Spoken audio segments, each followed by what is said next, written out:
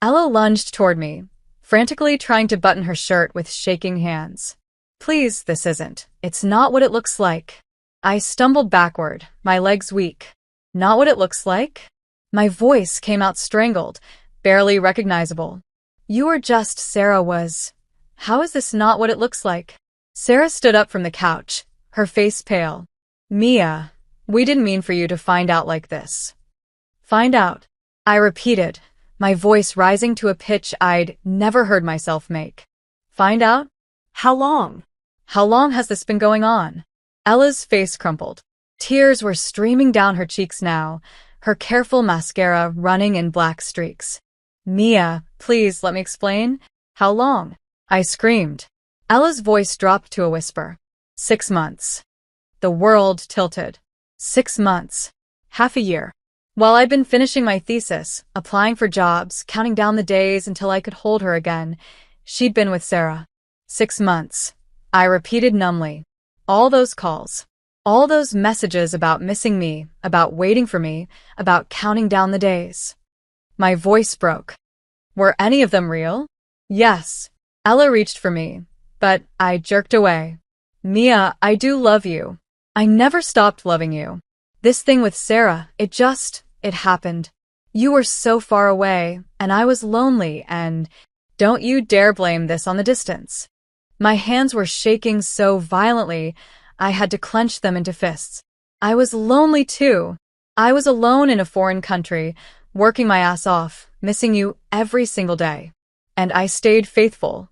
I turned down dates. I wore your picture on my phone like a shield. Because I loved you. Because I thought you were worth waiting for. I am sorry, Sarah said quietly. Mia, you have to understand. I don't have to understand anything from you. I turned my fury on my former best friend. You were my best friend. Since high school. You were the person I trusted with everything, and I couldn't even finish the sentence. The betrayal was too enormous. It just happened, Sarah said weakly. We didn't plan it. Ella was sad, and I came over to comfort her, and we had some wine, and you decided to fuck my girlfriend? I finished acidly. How noble of you. Mia, please. Ella was sobbing now, mascara running down her face in dark rivers. I made a terrible mistake, but we can fix this. We can go to therapy, we can work through it. I still want our future together. I still want to move in together, to build a life. You want to build a life with me? I laughed, and it sounded unhinged even to my own ears.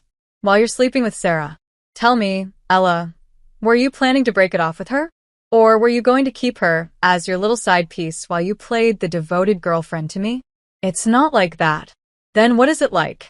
Explain it to me. Explain how all those sweet messages and care packages and countdown notes were anything other than lies. Explain how you looked me in the eyes through a screen every day and told me you loved me while you were fucking my best friend. Ella flinched at the harshness of my words, but I didn't care. I wanted to hurt her the way she'd hurt me. I wanted her to feel even a fraction of the pain that was currently tearing through my chest like shrapnel. You don't love me, I said, and my voice was hollow now, empty of everything except exhaustion. You can't do this to someone you love. You can't lie to them every single day. You can't make them plan for a future you're destroying behind their back. I turned to leave. Mia, where are you going?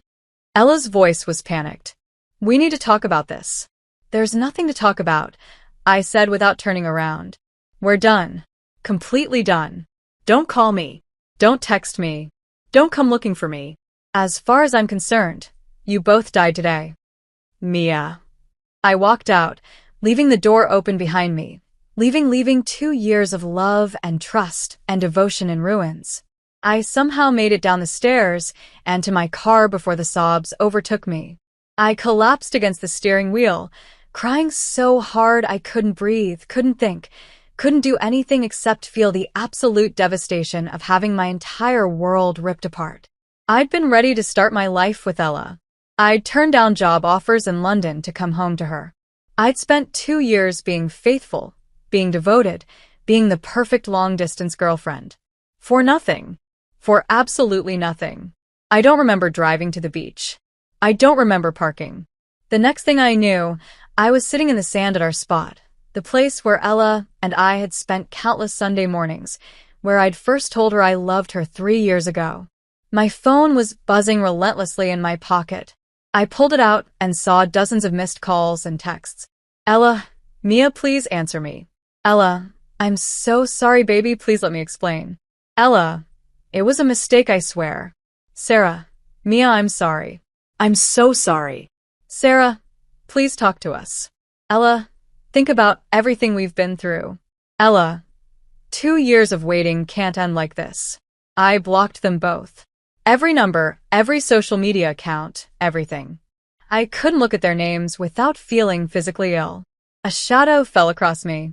I looked up to see an elderly woman with kind eyes looking down at me with concern. Are you all right, dear? I must have looked like a disaster. Makeup streaked down my face, pink hair disheveled, shaking like a leaf despite the warm August sun. I just found out my girlfriend has been cheating on me, I heard myself say, for 6 months, with my best friend. The woman's face softened with sympathy.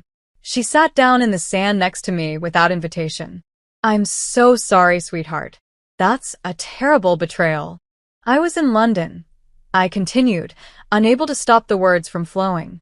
Getting my master's degree. For 2 years. And she sent me messages every day. Told me she was counting down the days until I came home. Made plans with me for our future. And the whole time I couldn't finish the sentence. She was living a lie, the woman finished gently. How do you trust anyone after this? I asked, turning to look at the stranger, who was being kinder to me than the 2 people I'd loved most in the world. How do you ever believe someone again? The woman was quiet for a moment, watching the waves. You don't, she finally said. Not for a while, anyway. You heal first. You remember who you are without them. And eventually, when you're ready, you try again. But with someone who actually deserves your trust. I don't think I'll ever be ready, I whispered. You will, she said with certainty. You're young. You're clearly smart. You got a master's degree from London, for heaven's sake. And you're beautiful. You'll heal, and you'll find someone better. Someone who wouldn't dream of hurting you like this. I wanted to believe her, but right now, all I could feel was the gaping hole in my chest where my heart used to be. My parents were horrified when I finally came home hours later, my eyes swollen and red, my voice hoarse from crying. What happened? My mom asked immediately, pulling me into her arms. I told them everything. By the time I finished, my dad's face was red with anger, and my mom was crying along with me. That awful girl, my mom said. After everything you did, staying faithful to her, coming home for her. I want to go over there, my dad said, standing up. I want to tell her exactly what I think of her. No, Dad, please. I grabbed his arm. I just want to forget she exists. Both of them.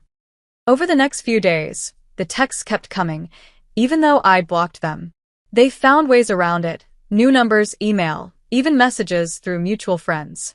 From Emma, our mutual friend, hey Mia, Ella asked me to tell you she's really sorry and wants to talk. She says it's important. From Jake, another friend not trying to take sides, but Ella is really torn up about this. Maybe hear her out? Everyone seemed to have an opinion. Some friends sided with me immediately, sending me messages of support and anger on my behalf. Others tried to play Switzerland, suggesting that people make mistakes and 2 years is a long time to be apart. Those friends got blocked too.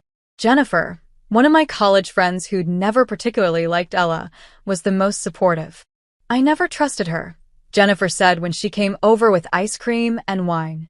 She always seemed too perfect, like she was performing the role of devoted girlfriend rather than actually being one. Why didn't you say anything?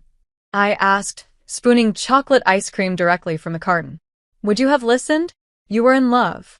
And I thought maybe I was just being judgmental. She poured us both generous glasses of wine. But Mia, here's what I know.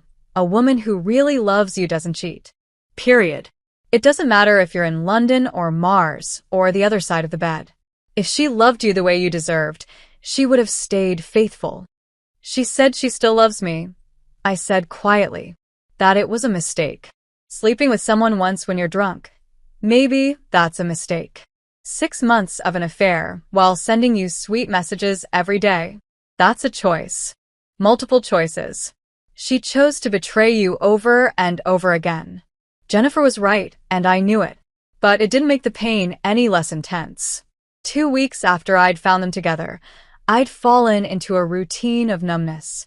I slept until noon, barely ate, avoided social media, and ignored most phone calls.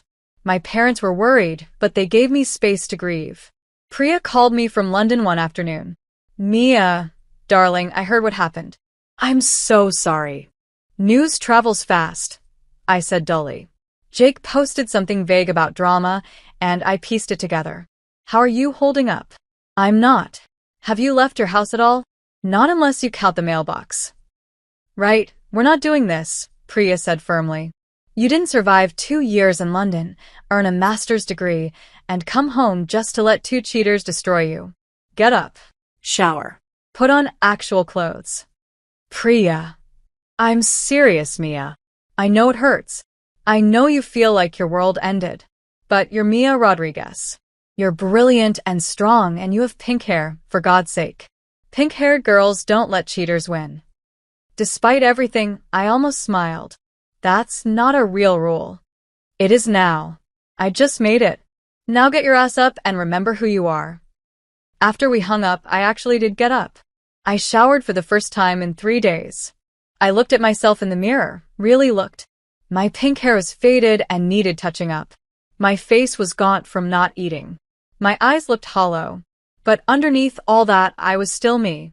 Still Mia. The girl who'd earned a full scholarship to study abroad. The girl who'd graduated with distinction. The girl who'd survived being alone in a foreign country for 2 years. If I could survive that, maybe I could survive this too. That's when the anger finally came. It started as a small spark in my chest, but it quickly grew into a raging fire. How dare they?